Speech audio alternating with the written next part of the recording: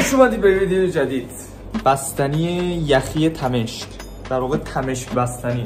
شنیدم که طعمش خیلی خوبه، اصلا آناناس. بریم که شلاقی بریزیمش داخل سرک و بکشیمش و اصلا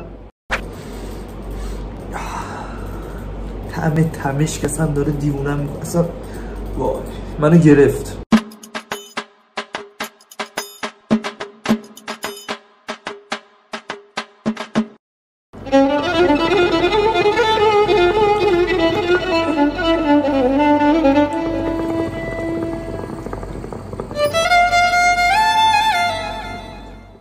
بچه‌ها طعمش بی‌نظیره، یه طعم بستنی یخی با تمشک اصلا وای دارم دیوونه میشم.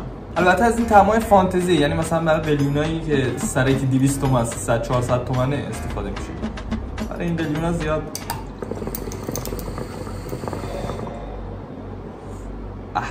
خیلی ممنون که این ویدیو رو دیدین. لایک و کامنت و سابسکرایب و اینا اگه دوست داشتین بذارین. به به به بفرمایید آبجو. الان 2 فازه شدم. خداحافظ.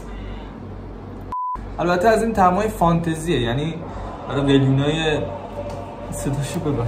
البته از این طعمای فانتزیه برای این قلیونایی که مثلا سر یکی 105 بابا. البته از این طعمای فانتزیه برای این قلیونایی که مثلا البته از این طعمای